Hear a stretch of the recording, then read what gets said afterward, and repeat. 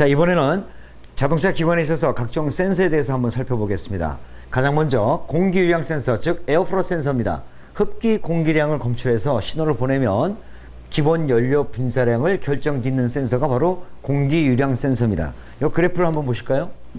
이와 같이 가장 먼저 칼만 와류식인데요. 이 칼만 와류식 이렇게 생겼습니다. 여기에 이제 여러 가지가 붙어 있는데 이와 같이 초음파 칼만 와류를 여기서 발신을 시켜서 수신기에서 봤는데 이때에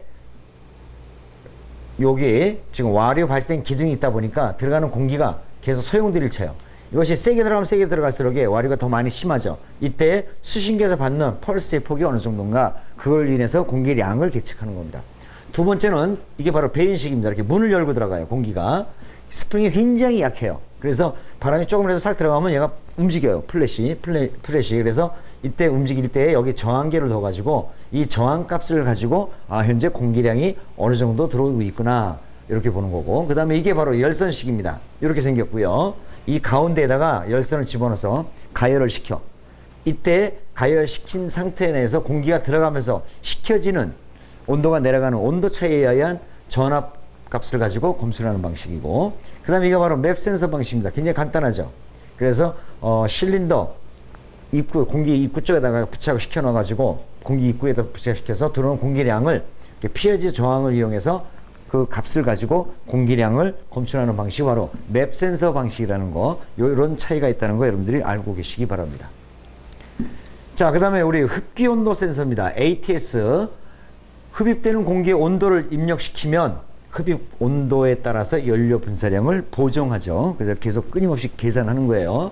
이것도 그림을 한번 보시면은 이와 같이 생겼습니다. 조금 아까 에어프로 센서 어셈블리라고 하는데 여기에 같이 장착이 되어 있어요. 그래서 이렇게 센서가 달려 있어서 온도를 측정해서 그 온도 값을 가지고 ECU가 계산하는 것이 바로 흡기 온도 센서입니다.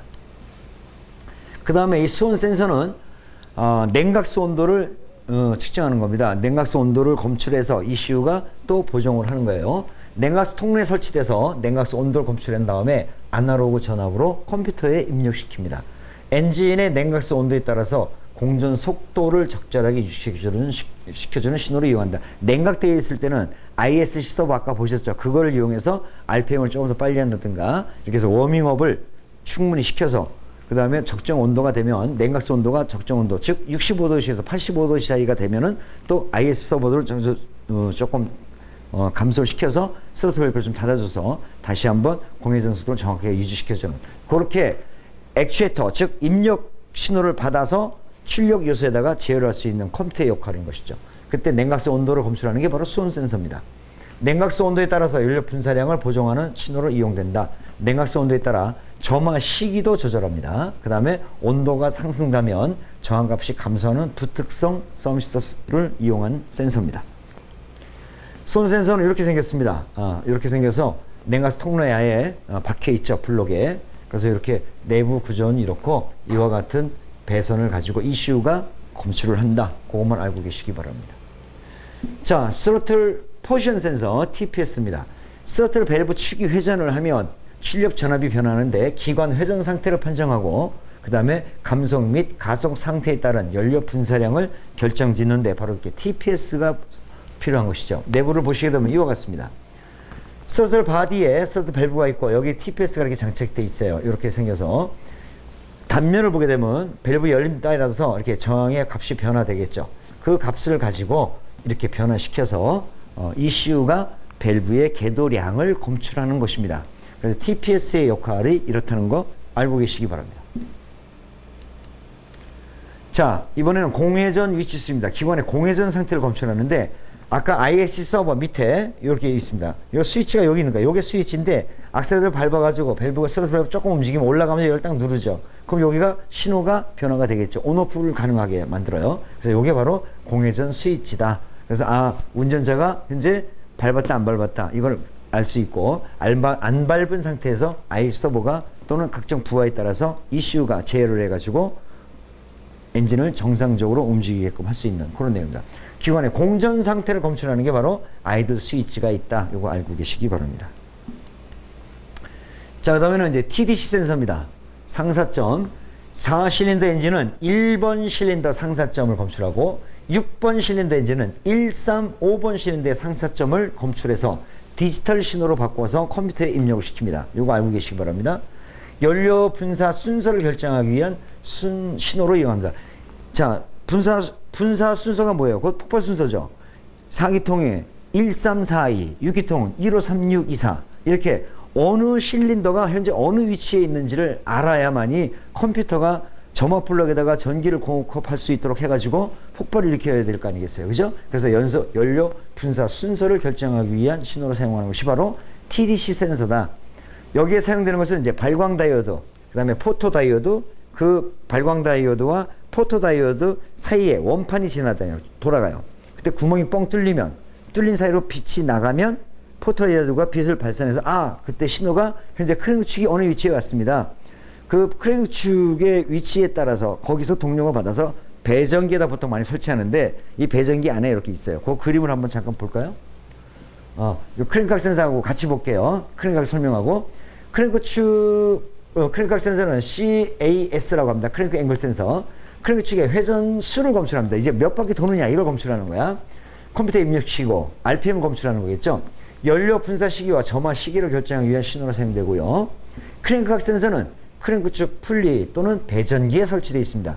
아까 똑같습니다. TD 센서하고 발광 다이오드, 포토 다이오드, 디스크로 구성됐다. 이게 왜 제가 이걸 같이 묶었냐면 바로 이렇게 생겼기 때문에 그렇습니다.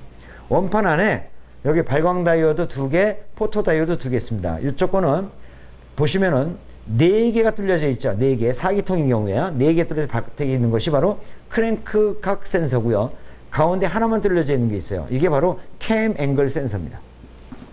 그래서 현재 RPM이 얼마고 현재 상사점이 얼마고 이걸 검출하는 것이 바로 이와 같이 이 장치가 바로 이렇게 배전기 안에 들어가 있습니다. 그 다음에 이것은 이제 크랭크 센서 마그네틱 방식인데요. 이것은 이렇게 트리거 휠이라고 있는 데다가 이빨이 쭉 있는데 이쪽에 하나를 빼먹었어. 하나를 빠뜨리면은 얘 신호가 쭉 가다가 하나 빠지면 신호가 안 다를 거 아니에요, 그죠? 이 신호를 이용해서 현재 RPM이 얼마 정도고 어느 위치에가 있고 이걸 검사하는 게 바로 이거고. 그 다음에 크랭크가 홀 센서 타입도 마찬가지. 이게 쭉 있는데 여기다 이빨 하나 빠뜨렸어. 그럼 이렇게 홀이 생겼죠? 이때 신호를 가지고 검출해서 RPM이라든가 또는 TDC를 검출하는 방식, 이렇게 크게 3가지가 있다는 거 알고 계시기 바랍니다. 자, 우리 앞전에 산소 센서 배웠는데 다시 한번 검사해 보겠습니다. O2 센서 또는 람다 센서라고 하는데 이론 공연비를 중심으로 해서 출력 전압이 변화되는 것을 이용하는 겁니다. 피드백의 기준 신호를 되죠. 피드백이 뭔지 알죠?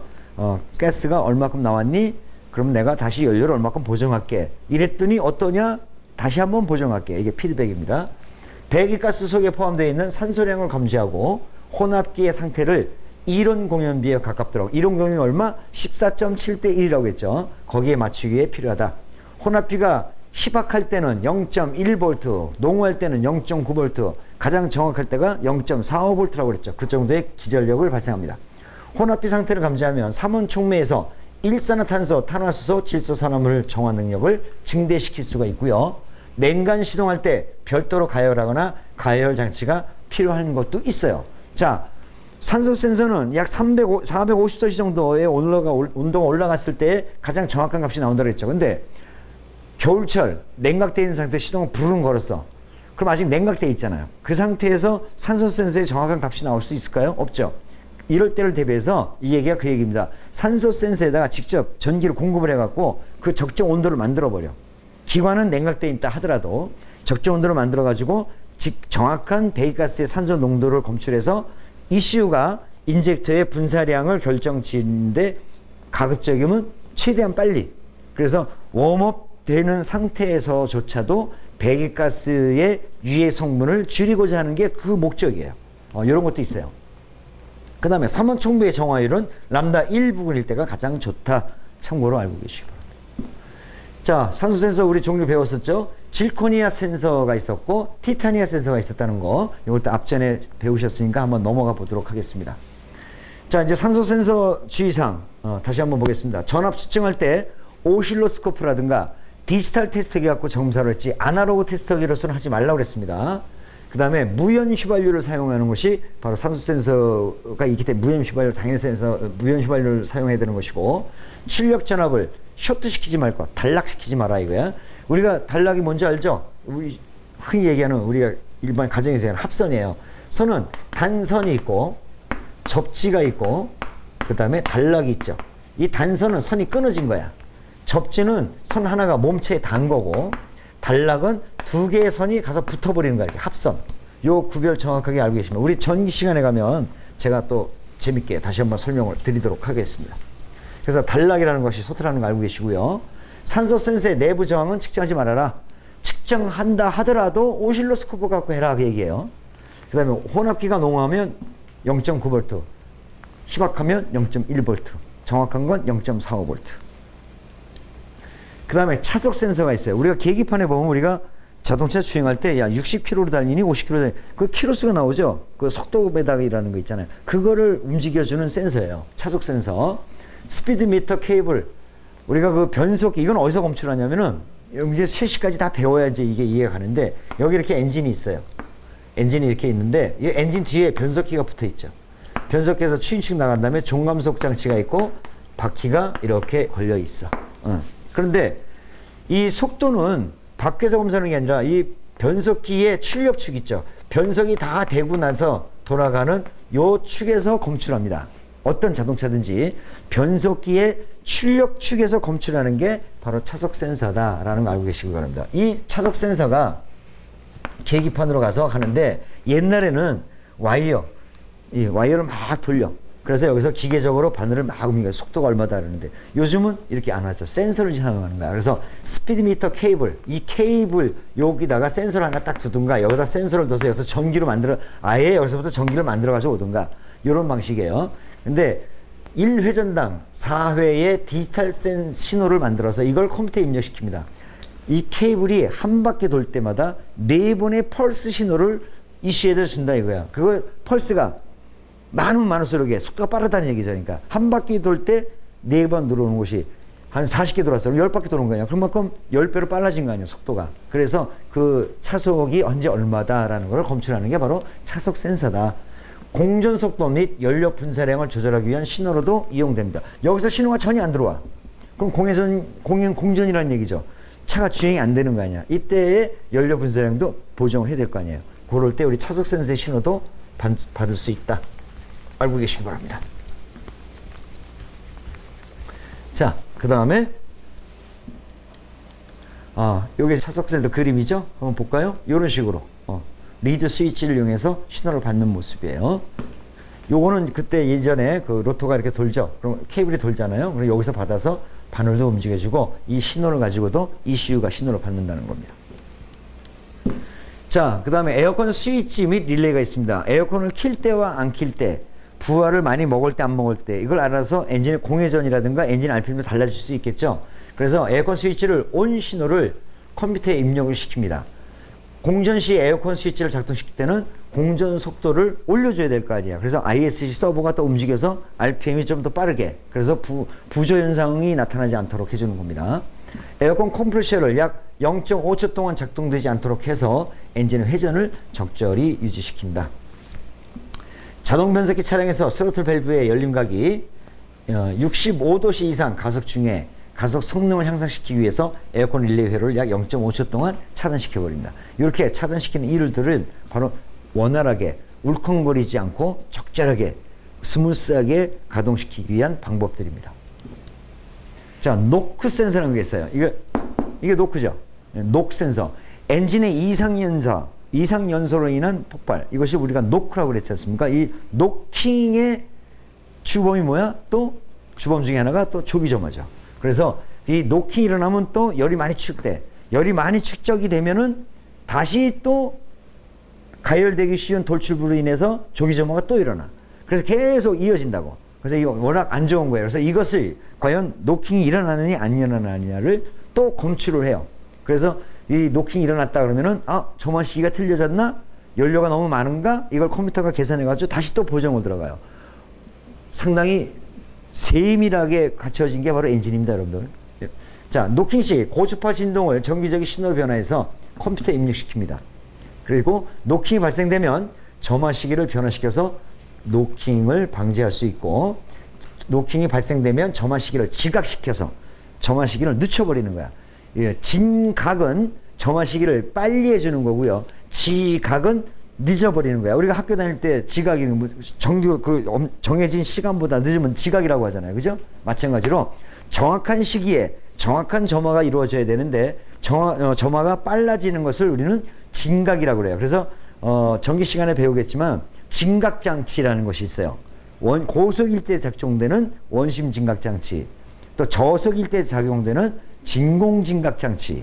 이건 기계적인 거지만 나중에 알 거예요. 그다음에 연료의 질에 따라서 옥탄가에 따라서 달라지는 옥탄 셀렉터. 이런 것들은 다 뭐냐면 진각을 시키기 위한 장치야. 그래서 진각장치라는 거야. 점화 시기를 엔진이 빨라지면 빨라질수록 점화 시기도 점점 빨라져야 되기 때문에 그거를 자동적으로 맞춰주는 점화 진각, 빨리 해주는 장치. 그러나 이 지각은 오히려 점화 시기를 늦춰주는 거예요. 노킹이 일어나면은 점화 시기를 늦춰져 버려. 그럼 노킹이 감소돼요. 그래서 그것을 만약에 엔진에 이상 요소가 딱 나타났다. 그럼 그거를 바로 고주파 신호를 받아서 정기적인 신호로 바꿔서 이제 받아서 ECU가 점화 코일에 공급을 하는 전기를 늦춰버리는 거야. 그러면 그만큼 점화 시기가 늦어버리죠. 그걸 바로 지각이라고 하는 것입니다. 노킹이 없는 상태에서는 다시 점화 시기를 노킹 한계까지 진각시켜버려. 다시 올려. 노킹이 신호가 없으면 다시 한번 올려버려. 그래서 엔진의 효율을 최적의 상태로 유지하면서 연료 소비율을 향상시키는 장치. 이게 바로 녹센서입니다. 요즘에 근래 모든 자동차들은 이 녹센서가 다 장착되어 있습니다. 지금 나오는 전자제어의 센서들을 보고 있는데 이 센서들은 기본적인 것들이 전부 다 이 센서의 입력 요소와 또 출력 요소인 액추에이터들도 다 기본적으로 다 있습니다. 자, 바로 이게 녹센서입니다. 이렇게 생겼고요. 아주 간단해요. 볼트 하나 가지고 그냥 엔진 블록에 딱 박아 놓은 거야. 그 진동만 감지하면 돼요. 그래서 그 내부적인 모습은 이런데 이건 여러분들이 참고만 하십시오. 역할만 알고 계시면 돼요. 그 다음에 악셀러레이터 스위치, 위치 센서, 악셀러레이터를 얼마큼 밟았냐를 갖다가 검출하는 센서가 바로 액셀러레이터 위치 센서입니다. 액셀러레이터 이동량을 검출해서 컴퓨터에 입력시키는 역할을 하면서 미끄러지기 쉬운 노면에서 타이어의 슬립 방지한다. 우리가 TCS라는 기능이 있어요. 트랙터 컨트롤 스피드라고 그래가지고 이거를 악셀레이터를 이렇게 밟았을 때 바퀴는 헛도는데 내가 너무 많이 밟고 있어. 그러면 오히려 더 많이 미끄러지겠죠. 그거를 컨트롤하는 거예요. 그래서 선회시 조향 성능도 향상시키고 슬립을 방지하는 역할을 하는 게 바로 액셀레이터 스위치 센서입니다. 그 다음에 이니비터 스위치는 뭐냐면 자동 변속기의 위치를 검출하는 거예요. 이건 자동 변속기에 다 있는 건데 내가 P를 놓느냐 N을 놓느냐 R을 놓느냐 파킹을 놓느냐 그에 따라서 현재 그 레버의 위치가 선택 레버의 위치가 어디에 있느냐를 갖다가 또 컴퓨터를 알아야 될 거 아니에요. 그죠? 물론 자동 변속기의 컴퓨터인 TCS도 알아야 돼요. 그래서 ECS와 TCS의 공급을 똑같이 해줍니다. 신호를. 자동 변속기 각 렌지 위치를 검출해서 컴퓨터에 입력시키는 역할을 하는 것이고 P렌지와 L렌지에서만 시동이 가능할 수 있도록 기동 전동기에 전기를 공급할 수 있다. 우리가 자동 변속기 가실 때 해보신 분들 다 아시겠지만 D 드라이브에서 시동 걸립니까? 안 걸리죠. R에서도 안 걸려요. 반드시 시동은 어디서만 P, 파킹이나 N, 중립에서만 시동 걸 수 있게 안전상. 그래서 그 위치를 알아야만이 컨트롤 릴레이에 기동 모터로 들어가는 전기의 연결선이 그리 연결되어 있는 거야. 그래서 그거를 위치를 파악하는 그런 위치 스위치가 있다. 크랭킹 하는 동안 연료 분사 시간을 조절합니다. 우리가 스타트업 길길길길 할 때 앞전에 우리가 공부했지만 그때도 인젝터에 공급이 돼야 되고 연료 펌프도 가동이 돼야 연료 압력이 될 거 아니에요. 압속이 될 거 아니에요. 그렇죠? 그래서 크랭킹 할 때에도 연료 분사 시간을 조절할 수 있게 그럼 이니비터 스위치에 P나 N의 신호가 들어가야만이 또 연료 펌프가 가동되겠죠. 다 연결이 같이 되어 있습니다. 자, 파워 스티어링 압력 스위치. 우리가 핸들을 보면은 예전에는 다 기계식으로 해서 기어 B만 가지고 우리가 조향을 했는데 많이 힘들잖아요. 그죠? 그래서 요즘에는 시동만 걸고 나면 새끼손가락 하나만 갖고도 움직여도 핸들 다 움직이잖아. 그 자동차의 무거운 무게를 떠받치고 있는 앞바퀴가 노면의 저항을 이기고 좌우로 움직일 때 정지되어 있는 상태에서 시동 안 걸고 핸들을 움직이려면 차 무게만큼 힘들지만 요즘에는 이와 같이 오일의 압력을 이용해서 피스톤 자체가 움직이면서 바퀴를 움직여주기 때문에 파워 스티어링 기어 그 자체 내에서 움직이기 때문에 힘은 적게 들어가고 바퀴는 원활하게 움직일 수 있죠. 그때 파워 스티어링이 어느 정도 움직였냐 안 움직였냐, 그때 압력을 검사하는 스위치도 필요합니다. 그것 또한 부하예요. 조향 핸들을 회전할 때 유압을 전압으로 바꿔서 컴퓨터에 입력시키는 역할을 하고, 공전 속도 제어 서버를 작동시켜서 엔진의 회전수를 향상합니다. 정지된 상태에서 가만히 있다가 핸들을 살짝만 돌려서 윙 하잖아요. 그때도 부하가 걸린 거기 때문에 RPM도 같이 조금씩 보정을 해줘야 돼. 계기상에는 거의 안 나타납니다. 아주 미세하기 때문에 그 정도로 보정을 해준다. 유압의 상승으로 엔진의 출력이 떨어지는 것을 방지한다. 만약에 이걸 제어하지 않으면, 이슈가 제어하지 않으면 정지된 상태에서 공회전 상태에서 가지 않고요, 핸들을 윅 돌리면 RPM이 쑥 떨어지고 우두둥 이렇게. 왜? 부하가 뺏어 먹으니까 펌프가 가동되는데. 그래서 그걸 보정해 주는 게 바로 파워 스티어링 압력 스위치다. 압력의 변화를 갖고 공회전을 조절해 줄 수 있도록. 다음에 전기 부하 스위치. 여러분들이 이해는 잘 안 가시겠지만은 크랭크 축에서 벨트로 해가지고 발전기도 돌리고 있잖아요, 그죠? 이 발전기를 돌린다는 자체도 부하를 뺏어 먹는 거 아니야. 그런데 희한하게도 발전기 어차피 똑같은 속도로 돌면은 전기가 나오는데, 내가 다른 전기를 많이 갖다 쓴다고 해서 얘가 부하를 더 먹나? 여러분들 쉽게 이해가 가지 않을 겁니다. 자력의 변화가 생겨서 저항이 걸려버려요. 예를 들어서 가장 자동차에서 전기를 가장 많이 쓰는 데가 어디야? 바로 자동차 헤드라이트입니다. 그래서 전조등을 딱 켜면 RPM이 미세하지만 떨어져요. 왜? 발전기에 부하가 더 걸리니까. 그때 그 떨어지는 공전을 보정하기 위해서 떨어지는 분야에서 이 전기 부하를 딱 먹으면 그 부하를 먹는 신호도 ECU가 알고 RPM을 보정 들어가야 돼. 그래서 헤드라이트 등 점등시켰을 때 전기 부하를 검출해서 컴퓨터에 입력시키면 공전 속도 조절 서버, IS 서버 공전 속도 조절을 해준다는 얘기예요. 엔진 회전 속도를 상승시켜주고, 전기 부하에 의해서 엔진의 출력이 저하되는 것을 방지한다.